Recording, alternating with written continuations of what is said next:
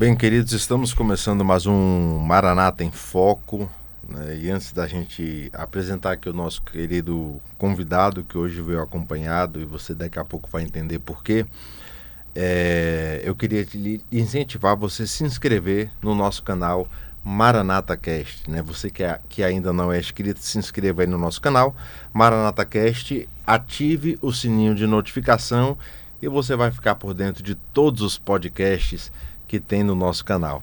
Tá bom, querido? Estamos começando mais um Maranata em Foco. Hoje nós vamos falar, gente, de um assunto muito importante.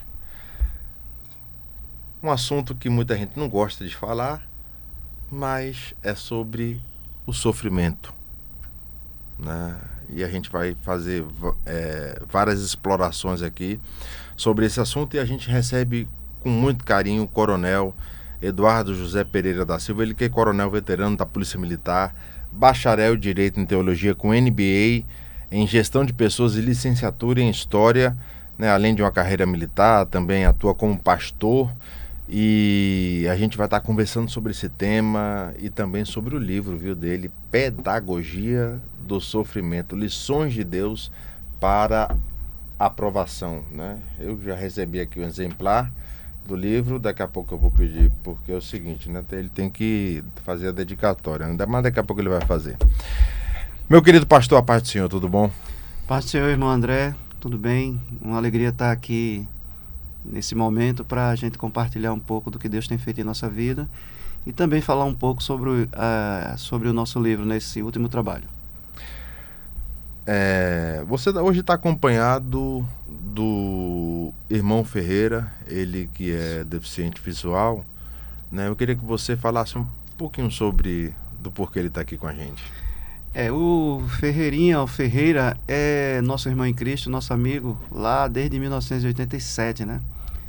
Quando nós nos encontramos ali na Igreja Missão Evangélica Pentecostal, no Vasco da Gama. Mas ele está aqui porque ele é um dos personagens do livro. Porque o livro ele é dividido em algumas partes, né? A primeira parte a gente faz um debate teológico sobre a questão do sofrimento, a origem da palavra, a etimologia da palavra, sobre o debate por que Deus permite o sofrimento, ou se é Ele que impõe o sofrimento, enfim. Mas tem um dos capítulos que a inspiração nos trouxe, o chamado Sofrimento dos Justos. E aí eu peguei 3 irmãos em Cristo que eu olhava como referenciais, como pessoas que eu reputo ainda como justos e que passaram por grande sofrimento. E um deles é o meu irmão Ferreira, porque ele não nasceu deficiente visual, ele nasceu com sua vista normal. Mas aí eu conto no livro, né, como foi o processo, mas aí ele também está aqui para contar um pouco do seu testemunho. Olha que coisa boa, né? Agora, gente, falar de sofrimento é uma coisa que, pelo menos, ninguém gosta. Né? Se a gente fosse falar aqui de bênção, eu tenho certeza que muita gente ia estar, né, ouvindo. Mas o sofrimento, ele faz parte da caminhada de qualquer pessoa. É muito difícil a gente ter uma caminhada de uma vida sem passar por processos, né, que eu costumo dizer, processos estes de sofrimento, ora oriundos causados por atitudes nossas, ora permitidos por Deus, e é sobre isso que a gente vai falar um pouquinho, pastor. Como é que a gente consegue diferenciar, né, se o sofrimento, se ele é uma consequência natural ou se foi alguma escolha errada nossa? Como é que a gente faz para fazer essa diferenciação?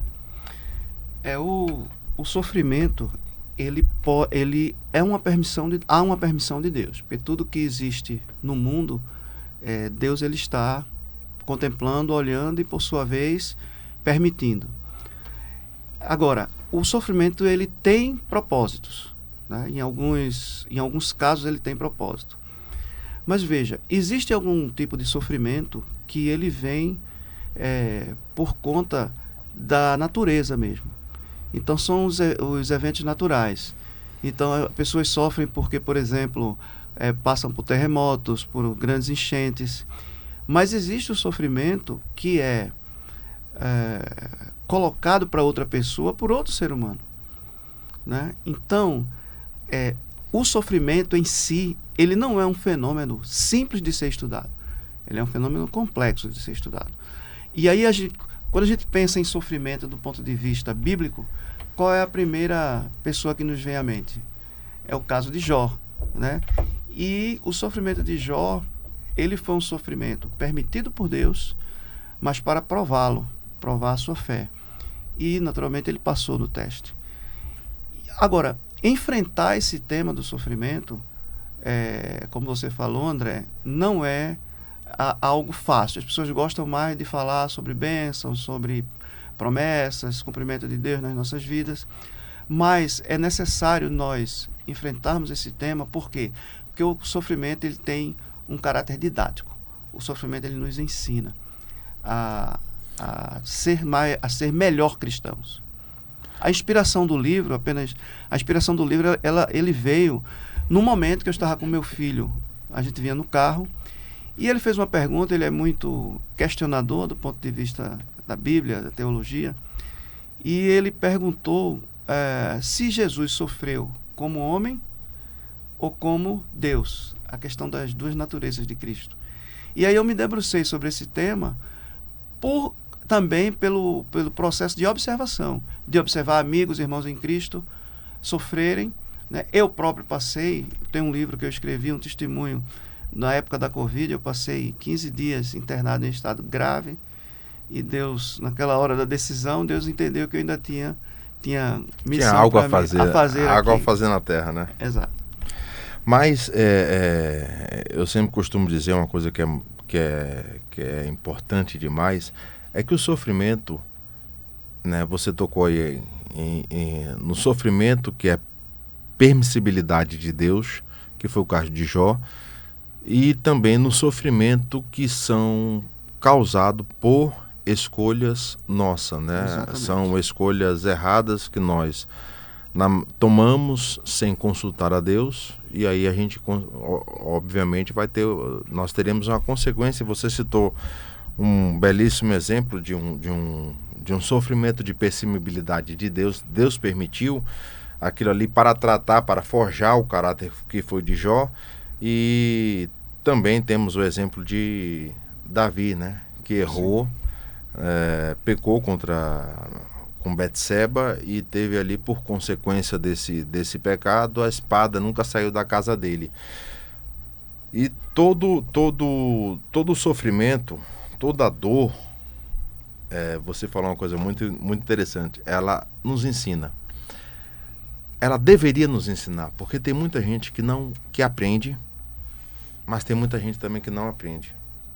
Mas a gente não está hoje aqui para falar das pessoas que não aprendem. A gente está para ajudar as pessoas que hoje estão nos assistindo e que estão nos ouvindo, para que elas aprendam a passar pelo sofrimento e suportar esse sofrimento. Não é isso? Isso. Porque uma pergunta que a pessoa faz a ela mesma é: veja se não é assim. Por que eu estou sofrendo? Né? Muitas pessoas servem a Deus bem, realizam tudo aquilo que Deus colocou em suas vidas para fazer, fazem bem, e mesmo assim enfrentam sofrimentos. E aí algumas se questionam, né? Por que eu estou sofrendo? Mesmo às vezes que ela não exteriorize para outros irmãos, mas ela intimamente ela fala isso. E aí, como eu disse, eu fui buscar em 3 casos, né? Se houver tempo, eu rapidamente contarei os casos de pessoas crentes em Jesus, sábias, pessoas maduras, pessoas altruístas, que ajudavam os outros, mas que em algum momento acabaram passando por grande sofrimento. E aí eles se perguntaram, eles colocam isso, eles dão esse depoimento no livro, né? Por que eu estou sofrendo? E aí vem outro aspecto, é a empatia. Porque quando a gente está bem, a gente nunca imagina como é o sofrimento do outro, né? Só quando a pessoa, efetivamente, ela está passando por aquele problema, é que ela não só se vê dentro do sofrimento, dentro daquele problema, né? Como, se ela recebe a empatia de outros, ela acaba conseguindo tratar melhor esse sofrimento. Então, quem já passou por um sofrimento consegue cuidar melhor, aconselhar melhor aquele que está passando pelo sofrimento. Por isso que eu costumo dizer uma coisa muito interessante, pastor Eduardo. Posso chamar pastor, né? Sim, sem dúvida. Pastor Eduardo, e daqui a pouco o irmão Ferreirinha vai contar aí. A gente vai ter tempo sim para você falar dos 3 testemunhos do livro. Por isso que eu acho que o sofrimento ele faz parte da caminhada de qualquer cristão. Isso é uma coisa que todos já passaram, alguns estão passando, muitos na verdade estão passando e outros vão passar. E sempre tem a pergunta: por que eu estou passando por isso? Né? Tava tudo bem, de repente, bum, né? Vem um problema. Tava tudo bem, de repente, bum, vem uma coisa assim que você não esperava. Mas tudo tem um propósito, né? E eu acho que a coisa mais difícil é você conseguir identificar, né, a raiz do problema, para que você possa tratar esse sofrimento da melhor forma possível, não é isso? Exatamente. Tem a questão também de uma das coisas que o sofrimento ensina, que é a esperar, né? Então, eu estava conversando com a Alicia e o pastor Rildomar e o Ferreirinha. Eu fui, semana passada, eu e minha esposa fomos para o congresso no Rio de Janeiro de militares cristãos, né? Existe uma fraternidade nacional de militares que levam a palavra de Deus dentro dos quartéis, dentro do ambiente militar. E uma das coisas que me marcou muito foi uma palavra que o capelão da aeronáutica, um capitão jovem ainda, ele disse assim: Deus, ele não adianta, ele não antecipa a bênção que está para você, ela só vem no tempo certo, para poder você aprender a esperar. Porque toda vez que você entra numa fase de sofrimento, de ansiedade, de angústia, né? Se aquilo for resolvido naquele mesmo instante, você não consegue amadurecer. Você não consegue amadurecer como cristão. Então, você tem que vislumbrar lá na frente, ter às vezes até crer contra a esperança, né? Como foi o caso de Abraão, e com isso você aprender a esperar. Então, por exemplo, aquelas pessoas que a gente já conhece na Bíblia e que esperaram longos períodos para poder ter o fim do seu sofrimento. A gente sempre fala da mulher do fluxo de sangue, que esperou 12 anos, daquele homem do tanque de Betesda, que esperou 38 anos. Eu cito e gosto muito de falar da mulher encurvada, porque era uma mulher... normalmente acho que todos já vimos alguém que tem essa enfermidade, né? A pessoa anda encurvado. Primeiro que é uma enfermidade que desperta muita atenção de todo mundo. E se a pessoa tiver um bom coração, ela vai ter compaixão daquela pessoa. E aquela mulher, ela passou 18 anos sofrendo daquele jeito. E um dia ela estava na sinagoga, e normalmente as mulheres naquela época elas ficavam na parte de trás, mas Jesus a viu, a chamou e tirou dela o espírito da enfermidade. Eu creio que talvez ela todo dia, imagine o que é uma pessoa todo dia se levantar com uma enfermidade, né, que marca ela na sociedade, que limita ela muito, mas a gente não sabe o que ela pensava todos os dias, mas um dia chegou Jesus na vida dela e acabou com o seu sofrimento. E aí a gente imagina essa nova fase. Então, o sofrimento ele tem esse caráter, o caráter também de fazer com que as pessoas aprendam a esperar no Senhor. E uma coisa muito importante, né? A gente vê isso na Bíblia, Eclesiastes capítulo 3 cita exatamente isso, que tudo tem o seu tempo. Agora, uma das coisas mais difíceis, pastor Eduardo, é esperar. Olha, e a gente vive hoje numa sociedade que as pessoas não aguentam esperar. As pessoas não... É só você ir no banco, na fila lotérica, de uma lotérica. O WhatsApp agora tem Agora não, né? Já há algum tempo. Já tem. 1 e-mail, 2, para a pessoa não... É bom que daqui a pouco vai ter 10 vezes lá. A pessoa nem escutar a mensagem. Quer ouvir no ritmo normal, né? Ela quer... Entendeu? Quer correr, acelerado, né? Todo mundo, gente que digita no WhatsApp rápido, coisa assim. Ou seja, todo mundo quer responder rápido, quer resolver as coisas rápido, Só que as coisas... A gente, você falou uma coisa muito importante no início da nossa entrevista, que foi a soberania de Deus. Todo sofrimento, seja ele causado por atitudes erradas nossas, seja ele causado por uma permissão de Deus, todo ele está no controle de Deus. Sem dúvida. Então, ou seja, tudo que acontece está no controle do Senhor. Então, nós temos primeiro que entender isso, porque se a gente entende isso, a gente consegue passar com mais paciência e entender que lá na frente isso vai gerar um crescimento em alguma área da nossa vida. Sem dúvidas. Mas, pastor, vamos entrar no seu livro, né? Esse livro, Pedagogia do Sofrimento. No final você vai ao vivo aqui.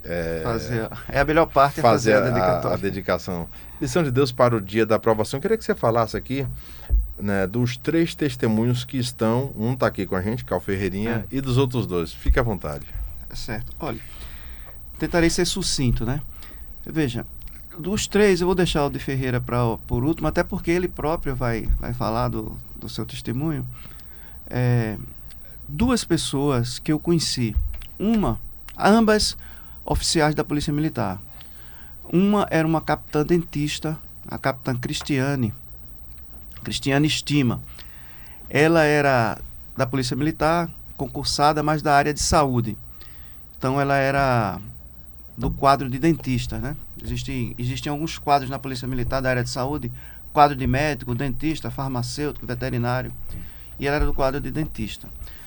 Ela era conhecida na Polícia Militar porque, além de ela ser extremamente competente na sua profissão como dentista e como militar, ela atendia os pacientes, se os pacientes não se incomodassem, cantando suaves canções de louvor. Então imagine que a pessoa deitar no consultório da dentista e ser atendida, e ela perguntava, né? O senhor se incomoda? Eu disse, não. Aí ela cantava algumas canções cristãs, e aí a pessoa, às vezes até era a anestesia da pessoa, eram as canções. Extremamente competente. Tudo que se pedia para ela ajudar as pessoas, ela sempre estava pronta para ajudar. E ela era eclética, né? Ela fazia artes marciais, ela ajudava as pessoas. Ela foi transferida para o batalhão de Palmares, no ano de 2009. Início de 2009, ela foi transferida para Palmares. E lá ela atendia a tropa, mas também ela tinha um consultório dela, particular. E nesse consultório ela atendia uma vez por semana as pessoas que não podiam pagar. Estava abrindo um trabalho da Igreja Cristã Maranata, que era a denominação que ela pertencia. E assim, era uma pessoa muito gentil, muito adorável. E aí, um dia trágico, ela, no seu apartamento, porque ela dormia, o apartamento dela em cima e o consultório embaixo, numa galeria, ela no seu apartamento, 2 menores entraram no apartamento dela para roubar, e ela acabou acordando, e ela protestou naturalmente, e eles pegaram uma faca de cozinha e esfaquearam ela. E ela ficou sangrando, eles foram embora. Demorou-se para socorrê-la. Ela acabou sendo socorrida, mas foi a óbito, infelizmente, para tristeza. Aí vem uma pergunta. Como isso acontece com alguém que só fez o bem? Que é alguém que seguia Cristo, com alguém que dava do seu conhecimento para ajudar os outros? Essa é uma pergunta difícil de responder, né? Agora veja o propósito. Eu entrevistei o irmão dela e o primo dela. O primo dela é um colega de trabalho, é um coronel da Polícia Militar, o coronel Rinaldo. E o Rinaldo sempre foi uma pessoa muito, muito simpática, assim, muito cordata. E eu, através de Rinaldo, conheci o irmão de Cristiane, que era o mais apegado a ela. E ele mostrou que a morte dela ressignificou vidas na família. Por quê? Porque dos 3 irmãos, 2 estavam afastados do caminho do Senhor. E por conta da morte dela, eles voltaram a seguir a Cristo. Glória a Deus. E interessante que um deles, que era firme na palavra e estava, se entristeceu e se afastou. Veja, né, as consequências. Mas o Jurandir, que chama, o Rinaldo chama ele de Jurinho, eu também passei a chamá-lo assim, ele disse para mim: olha, pastor, a morte de Cristiane foi trágica, porque a nossa mãe, a gente não sabe até hoje como ela aguenta, porque ela morava com ela, né? Ela era solteira, era uma capitã jovem, mas ele disse: mas olha, a morte dela fez com que nossa família tivesse esse abalo, e a gente voltou ao Senhor, os caminhos do Senhor, e até hoje eles têm essa história. Então não foi sem um propósito a morte dela. Esse último ano dela, ele disse: olha, ela não gostava de comemorar aniversário. Ela comemorou aniversário 6 vezes nesse ano, no quartel, com as colegas do curso de odontologia, com os colegas do jiu-jitsu, enfim, essas coisas. O outro testemunho é o testemunho de uma militar que eu conheço há muito tempo. Foi a primeira mulher de Carpina a entrar na Polícia Militar no ano de 1983, que é a hoje Tenente Ivanice Mendonça. Ivanice, ela conheceu o esposo quando ela tinha 19 anos e ele tinha apenas 16. E foi o primeiro namorado dela. E eles casaram. E esse casal era aquele casal bem, bem apegado, né? Eles carpinenses, ela da Polícia Militar, serviu comigo, era uma mulher de oração. Interessante que em todo lugar que ela servia, Deus respondia muito prontamente às orações dela. De modo que até no palácio do governo, as pessoas ali no entorno, sempre que tinha um problema, pede para a irmã orar, porque Deus responde a oração dela. Isso é a pessoa que não seguia Cristo, né? Uma vez, o governador Eduardo Campos, o saudoso Eduardo Campos, ele já a conhecia e sempre se referia à irmã, a irmã. Ela tinha um testemunho muito forte, muito vivo. E também uma pessoa que ajudava todo mundo, uma pessoa evangélica da Assembleia de Deus. E no dia 12 de outubro de 2022, eu estava, um feriado, eu tinha ido pedalar, né? Eu tive Covid em 21, eu estava já há 1 ano e pouco saído e estava voltando a fazer atividade física para recuperar o corpo. E aí liga uma colega dela de turma, uma militar, liga para mim e diz que eles estavam pedalando naquela manhã, ele e ela, e um carro. Eles vinham de Carpina na direção de Paudalho. Era um feriado. E ali a BR não tem grande movimento. E um carro desgovernado atropelou o esposo dela. E ele morreu na frente dela. E foi algo trágico, assim, parou a cidade de Carpina. E ela estava concluindo o curso de psicologia, ela hoje é psicóloga clínica. E para mim esse foi um testemunho também muito forte, porque vem os questionamentos, principalmente das pessoas do entorno. Rapaz, a irmã servia a Deus, como é que acontece isso com ela, né? E ela, que tinha uma vida dedicada à família, tem ainda, mas imagino que a pessoa ficar viúva ainda jovem, e nessas condições, ele morreu na frente dela, né? Ela, inclusive, se dobrou diante dele e começou a dizer a ele: olha, eu lhe disse que quando se acontecer alguma coisa trágica com você, você aceitasse a Jesus na sua mente, que você ia morar com ele no céu, nas moradas celestiais. Então, esse foi também um testemunho muito impactante que é trazido no livro. Mas veja, essa é a parte do impacto, mas vem também a parte de que ela conta como ela se ressignificou, como ela tem buscado diariamente forças no Senhor para cuidar dela, para cuidar dos filhos. Ela tem um casal, né, que perdeu o pai nessas condições, os filhos crentes também. Então, foi nesse viés, nesse viés que a gente começa a tratar do sofrimento no livro Pedagogia do Sofrimento, com esses 2 testemunhos. E tem o testemunho de Ferreira, que ele próprio vai trazer.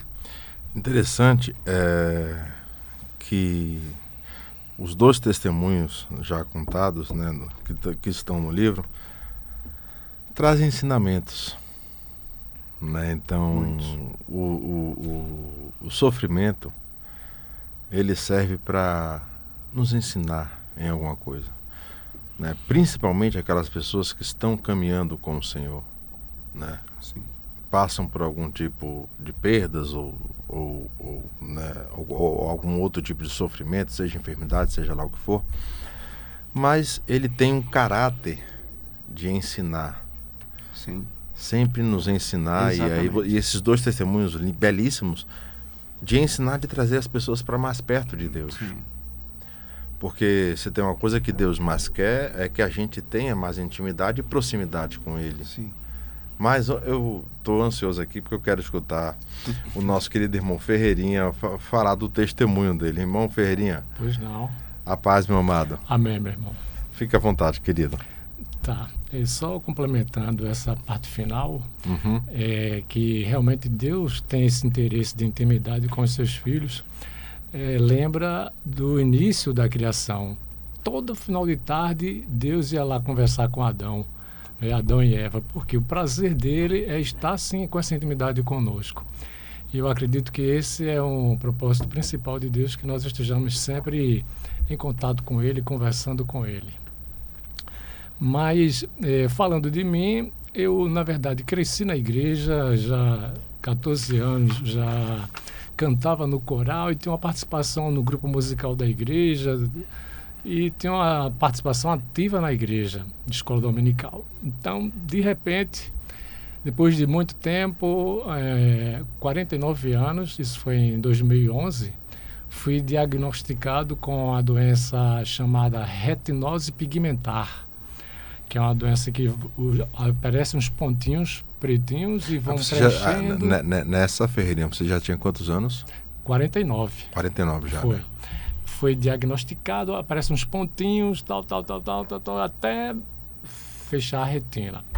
E, a princípio, os médicos não identificaram, achavam que era olhos secos, tome colírio, eles falaram, não melhora, tal. Então vamos fazer novos exames. Foi feito um novo exame e diagnosticou-se, por conta de uma diferença no exame de sangue, aí me foi indicado ir para um infectologista. Eu fui ao infectologista, ele disse, isso pode ser, por conta desse resultado do sangue, pode ser tuberculose ocular. Aí se existe, ele disse, existe tuberculose ocular, pulmonar, óssea.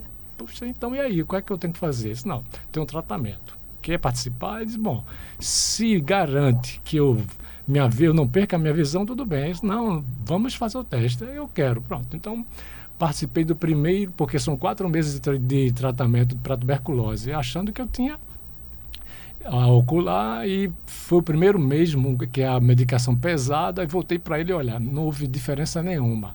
Ele disse, não, mas vamos continuar. E foi quando eu procurei outro médico, aí levei os exames para ele, ele disse, não é nada disso não, isso aí foi quando ele diagnosticou. Isso é retinose pigmentar. Não adianta esse medicamento não. Então, e aí, quais são as perspectivas para que eu não perca a visão? Aí, então ele disse, olha, como você tem 49 anos, a essas alturas você não vai perder sua visão, porque geralmente isso acontece com quem tem 15 anos e daí nessa faixa. Mas você tem 49, não vai perder. Aí fiquei mais tranquilo. E também fui outro médico, porque uma colega de trabalho disse, olha, tem outro médico que é muito bom, eu ia perder visão, ele fez os medicamentos corretos, eu não perdi a visão. Então vou para ele. Fui para outro médico e ele olhou, eu disse, olha, eu vim para o senhor dar o diagnóstico sobre esses exames aqui. Ele não disse nada, olhou, vamos fazer novos exames. Foram feitos e ele chegou assim, ele na minha frente, eu aqui. Ele disse, olha, Melquiades Ferreira, a medicina venceu até aqui. Daqui para lá, só Deus. Aí disse, só Deus. Meu Deus, e agora? Aí eu disse, mas no meu caso, a minha idade, não, você pode não perder, porque as estimativas sobre essa perda nessa idade é muito pequenininha, então você não vai perder. Pronto, eu fiquei mais tranquilo. Só que essa doença, ela é degenerativa, ela vai aumentando a cada momento, entendeu? Inicialmente eu via uns pontinhos, aí eu olhava assim, que é isso? Então eu ficava desconfiado. Aí eles disseram inicialmente, não, isso é mosca volante, que aparece, mas depois aparece. Só que foi aumentando e ficando. Aí, como foi aumentando, no meu coração, eu não vou perder a visão. Deus não vai permitir que isso aconteça. Então, no meu coração, eu não perderia a visão de jeito nenhum. Porque eu disse, olha, o que é que meus vizinhos vão dizer de mim? O meu procedimento aqui é de casa para o trabalho, de casa para a igreja, com os meus filhos, de domingo a domingo, domingo na escola dominical, domingo à tarde, domingo à noite. Então, o que é que os meus vizinhos vão pensar? Será que é bom ser crente? Era esse o meu pensamento. Então, eu achava que não iria perder. E o tempo foi aumentando, então chegou um momento que eu comecei a ter crise de dormir. Por quê? Porque me acordava várias vezes à noite para olhar o celular. Enquanto eu via a hora do celular, eu dizia, não vou perder minha visão, Deus não vai deixar. Isso foi terrível, porque aí a gente vê como é importante a participação da família nesse caso. Minha menina conheceu a pastora Rebeca, que fica aqui na Imbiribeira, que ela é psicóloga. Olha, pai, você precisa de fazer tratamento. Tal. Ela, não precisa não, eu vou ser curado, você não está vendo, Deus não vai deixar. Não, mas é bom, tal. E ajudou bastante a terapia com ela, fiquei com ela 2 anos. Então, essa questão de estar olhando para isso, não vou perder a visão, foi tão terrível, porque aí daí, de certo tempo depois, cadê o sono agora chegar?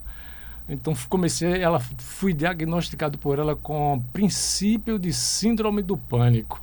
Precisei de tomar remédio para dormir, passei um tempão e agora não, aí tem que tomar remédio para dormir, para a gente ver como a questão da espera, como foi mencionado no início, como é importante você descansar o seu coração em Deus. Eu não tinha aprendido, eu achava que tinha aprendido a descansar o meu coração em Deus, mas até aquele momento não aprendi e comecei a sentir, meu Deus, será que eu vou ficar louco? Vem essas tensões na gente. Mas, irmãos, o que me chama a atenção é o cuidado de Deus por nós. A Bíblia diz, lá no Salmo 91, ele me invocará e eu lhe responderei. Estarei com ele na angústia. Dela o livrarei e o glorificarei. Então, Deus está mostrando para nós que permite, sim, passarmos por angústias, por momentos difíceis, mas que Ele está dizendo, eu estarei com você neste momento. E isso eu senti de Deus constantemente, porque vez ou outra, Deus, o que é que eu vou fazer? Como é que vai ser o meu amanhã? Como é que eu vou suprir as necessidades da minha família? E vinha aquilo no meu coração, fortalecei-vos no Senhor e na força do seu poder. Deus é o nosso refúgio e fortaleza, socorro bem presente na angústia. E essas coisas foram alimentando o meu coração, esses princípios bíblicos. O Senhor é a minha luz e a minha salvação, a quem temerei? O Senhor é a força da minha vida, de quem me recearei? E esses textos bíblicos começaram a invadir o meu coração e eu quero justamente mostrar a importância de nós estarmos em leitura da palavra de Deus, procurando ler sempre a palavra de Deus, porque é nesses momentos que o Espírito Santo vai fazer nos lembrar desses textos bíblicos. Outro momento de canção também, como é importante a gente estar sempre ouvindo músicas cristãs, músicas evangélicas. Como esses momentos de angústia eram muito fortes, 2 canções eu me lembro, essas foram muito fortes. Uma foi de Carlinhos Félix, Nada a Perder. O que veio na minha mente naquela hora foi Eu Não Nego Andar Com Você, que é o coro. Eu não nego andar com você, faço tudo que o Pai permitir. Tenho tudo que você quer, eu não ponho sua vida a perder, eu sou o seu Deus. Então, isso trouxe um conforto muito grande no meu coração, sabendo que Deus estava naquele momento difícil. No outro instante, já depois de alguns dias, uma canção que os meninos cantavam na igreja, mas que eu não tinha muito interesse por ela, é uma canção de Armando Filho, que é até um baiãozinho. Vá lutar Siga em frente, não há por que desistir. Seja firme, seja forte, você vai conseguir. Foi a mensagem que veio no meu coração. Deus, glória a Deus por isso, porque é nessas horas Deus intervém e mostra que Ele está vendo tudo, está a par de tudo, está no controle de tudo. Então, a família, nesses momentos, é de grande importância. Nesse tempo, aprendi. Aí, hoje, sim, uma parte importante, essa foi uma menina da igreja, chegou para o meu menino e disse, olha, teu pai vai voltar a fazer tudo de novo. Eu disse, como assim? Entre em contato aqui com essa instituição. CAPPE, fica lá em Casa Amarela, é uma instituição do governo. E como é que eu vou voltar a fazer tudo? Porque eu já tinha perdido a visão totalmente. E aí, como é que eu vou voltar a fazer tudo? Vai voltar. Então, fomos lá, ligamos para lá, marcamos o dia e nos encontramos e tal. Não, pode começar aqui.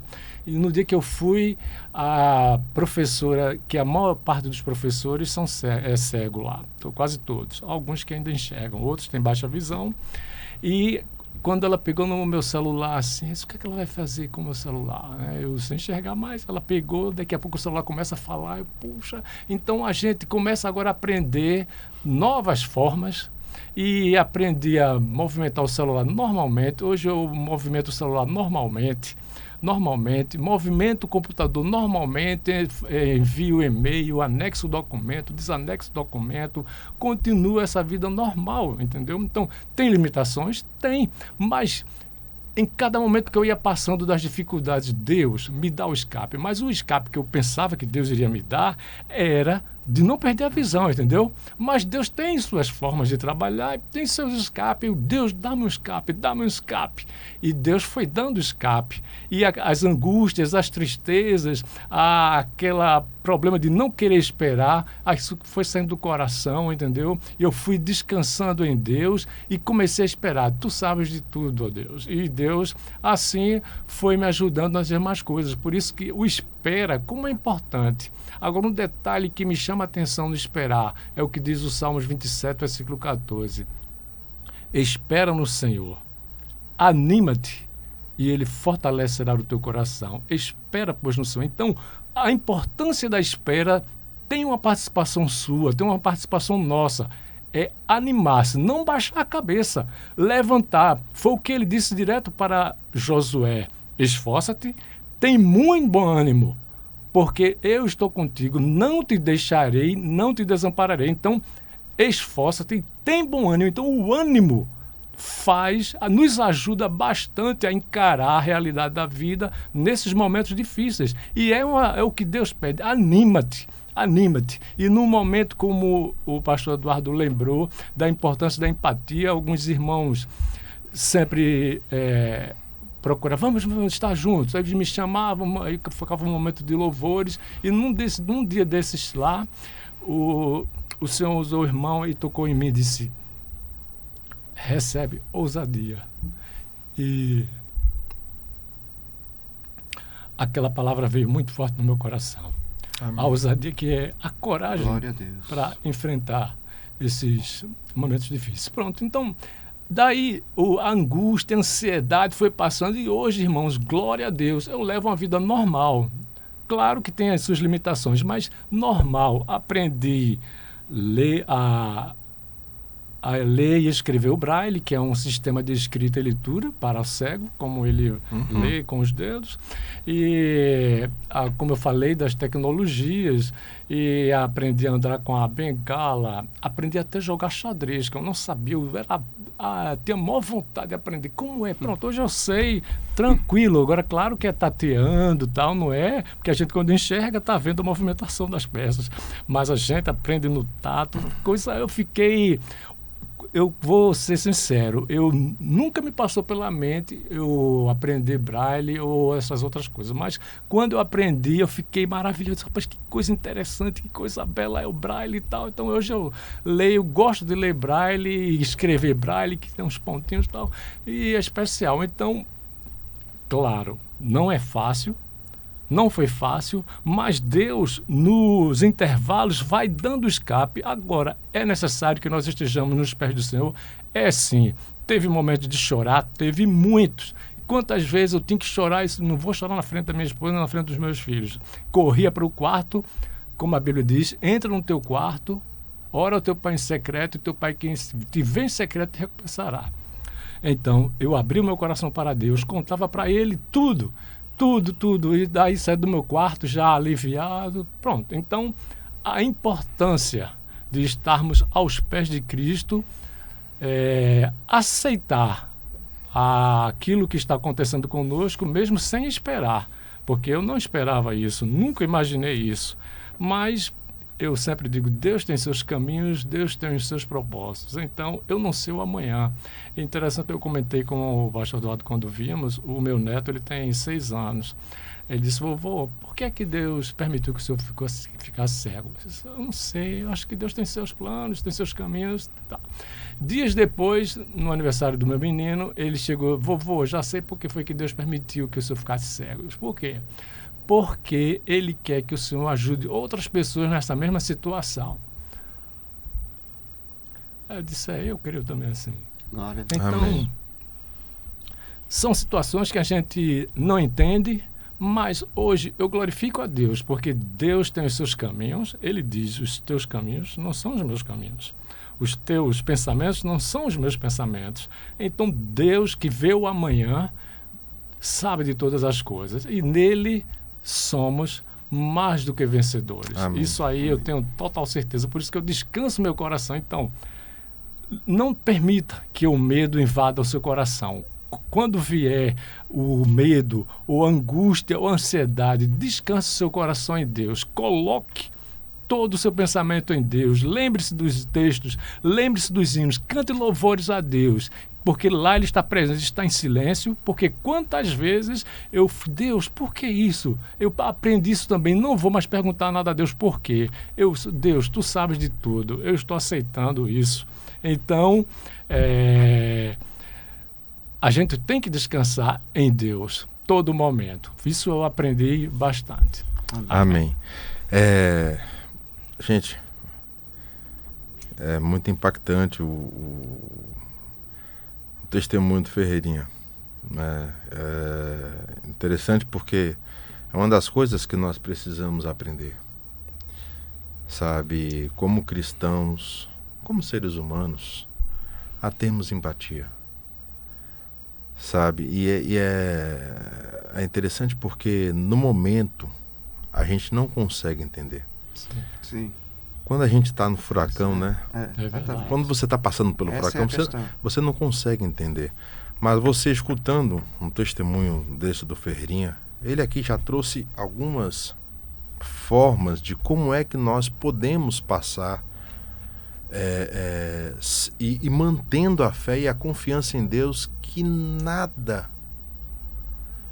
quando nada parece ter sentido. Né? Ele trouxe aqui 3 pontos importantes que eu estava anotando aqui. Ler a palavra. Sim. Que a palavra é que nos fortalece, a palavra é o nosso combustível, a palavra é o nosso oxigênio. Louvar ao Senhor, adorar ao Senhor, mesmo quando você não está entendendo nada. E orar. A oração. Então, você vê que hoje Ferreirinha se alegra e se emociona no Senhor por saber e entender que aquilo ali causou algo nele, quer seja para ensinar pessoas e para aprender coisas novas. Ele sabe até jogar xadrez, uma coisa que eu nem sei jogar. Né? Eu só sei que o rei tem que matar a rainha ou a rainha o rei, eu só sei isso, mas não sei nem para onde vai. Sei jogar dama só, mas xadrez eu não sei não. Mas eu fico muito grato, com o coração muito grato a Deus quando eu vejo um testemunho desse, sabe, de dar lições que nós temos que tirar do sofrimento. Porque é isso que a gente tem que fazer, né, pastor Eduardo? A gente tem que tirar lições, a gente não tem só que ficar murmurando, ai meu Deus, não sei o que, eu passei por isso, e ficar o tempo todo murmurando, mas você tem que tirar lições porque todos os 3 testemunhos que foram contados aqui, todos os 3 tiraram lições Sim. positivas, não é isso? Isso, e ao final de cada um dos testemunhos, eles justamente citam não só os textos bíblicos, mas o seu sentimento em relação, como o Ferreirinha tocou aqui, em relação àquele momento que está passando.